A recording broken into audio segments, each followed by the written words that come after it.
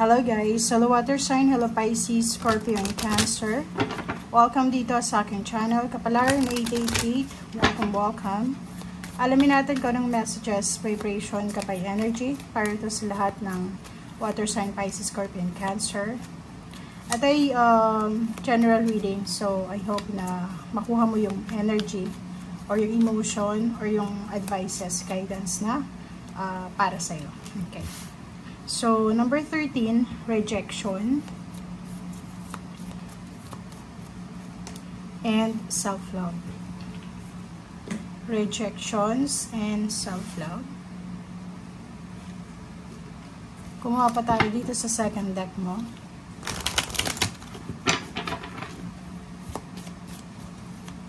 Okay, Pisces, Scorpio, and Cancer. Connect with fire. One more card.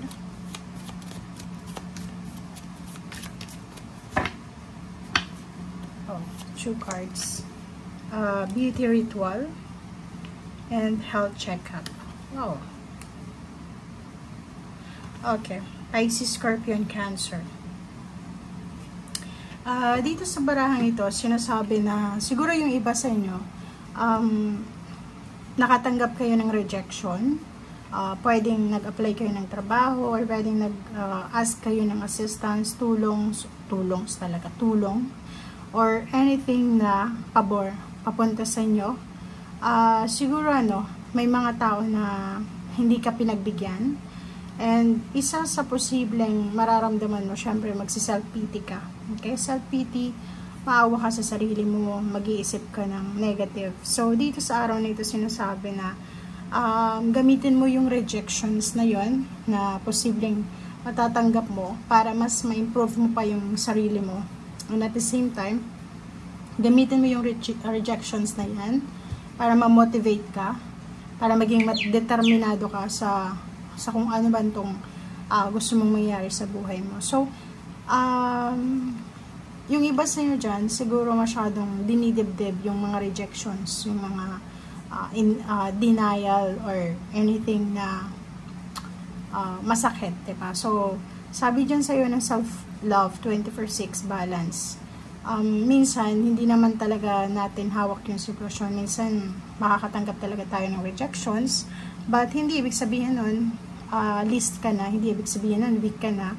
Siguro, oras lang talaga para ma-reject ka, or pwedeng yung iba, talagang masamang tao talaga sila na i-reject talaga nila lahat ng offer mo, favor na hihingin mo. Okay? Next card natin is connect with fire. So, yung fire na sinasabi sa'yo dito, yung mga nakaranas yun ng rejections, ng denial, or kung ano pa man na hindi maganda, dito sinasabi na huwag mong aalisin yung lakas loob, yung confidence na meron ka dati. Kasi yung mga water signs, since sila, water sign talagang emotional sensitive. Pag na-reject sila, tatanggapin nila yun, tapos magmumukmuk, parang gano'n. So, dito, or parang iisipin nila na hindi sila sapat, hindi sila karapat-dapat, parang gano'n. So, sinasabi yan sa'yo na no, kailangan mong maging confident, kailangan mong maging strong, courageous, parang gano'n. And, sinasabi na take care of your body. Take care of your body. If for example, rejection yan sa love, for example lang may gusto ka, babae ka man or lalaki, sinabi mo na, uy, alam mo gusto kita, tapos na-reject ka, siguro, oras na para mag-beauty ritual ka, diba? So, ibig sabihin yan, i-develop mo pa, i-enhance mo yung sarili mo, and then balik ka sa kanya, diba? Parang ganun. And number 26/8, health check-up. Siguro yung ibang water sign, Pisces, Scorpio, and Cancer, sa araw na ito is, may annual health check-up sila, or may kailangan silang i-verify sa kanilang health, or siguro yung may mga nararamdaman na masakit sa kanilang katawan, kailangan yun ng professional, so syempre kailangan yun magpa-health check-up. Okay? So, comment down below if you're resonated.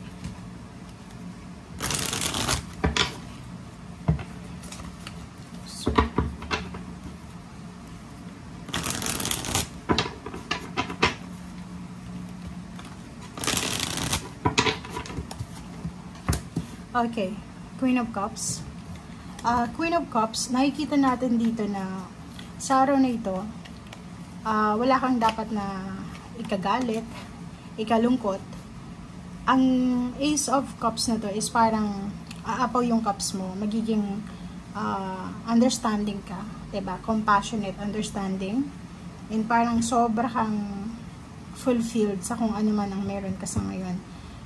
Nakikita ko sa'yo dito na if ever man marami sa inyo yung ang dami-dami negativity na iniisip sa buhay, sa araw na ito sinasabi sa'yo na hanapan mo ng rason kung bakit kailangan mo maging masaya, kung bakit kailangan mong alisin yung negativity na yan, or kung kailangan mong bakit kailangan maging peaceful. So today sinasabi, be at peace. Hanapin mo kung ano yung pwedeng magbigay sa'yo ng kaligayahan. Okay? So, 5 swords. If may mga gusto ka sa buhay na hindi matupad-tupad, marami kang manifestation na parang ilang taon na, 5 years na, 5 decades na, hindi pa rin nangyayari. Siguro it's time to give up na. Okay?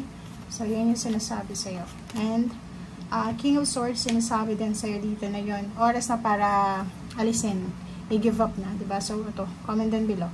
So, today, sabi ng baraha, for peace of mind, para sa peace of mind, para sa kapayapaan, kaligayahan, katahimikan, kung ano man ito na bagay, sitwasyon, tao, trabaho, plano, travel, lugar, or kung ano man na gusto mo, na hindi dumarating, na siguro matagal na, 5 dekada na, 5 taon na, oras na para i-give up mo. Oras na para pag-isipan mong mabuti kung worth it pa ba siyang ipaglaban or worth it pa bang maghintay ka. Okay? Okay.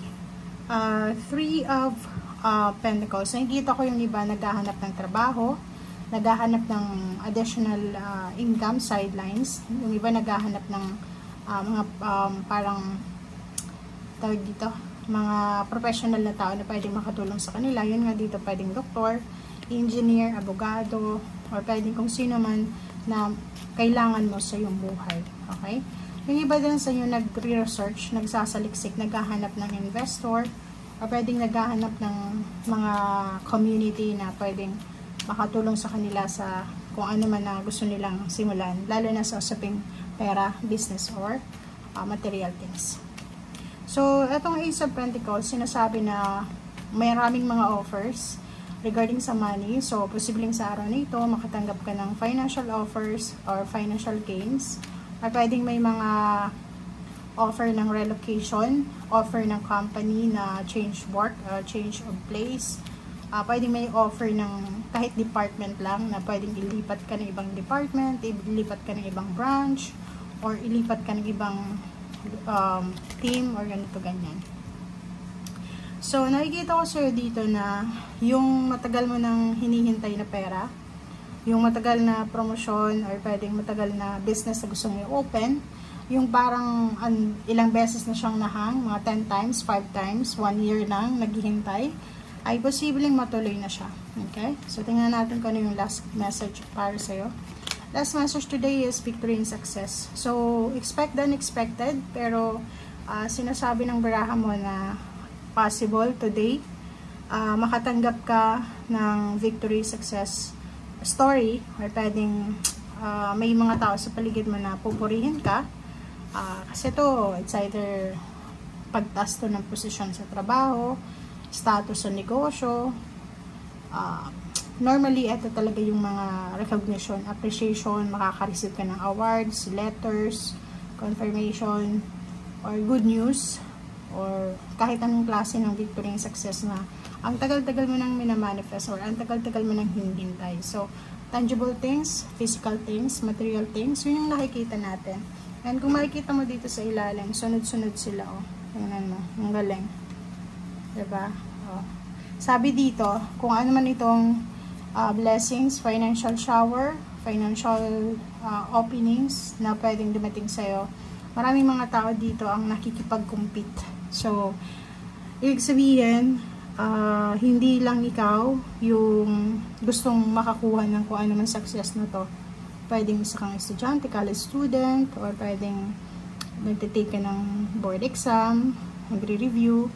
Yung iba nag-a-apply ng promosyon, nag-a-apply ng trabaho, nag-a-apply ng loan sa bangko, mag-a-apply ng visa, citizenship, residence card, or anything na related to sa may waiting time. Okay? So, thank you guys. Bye!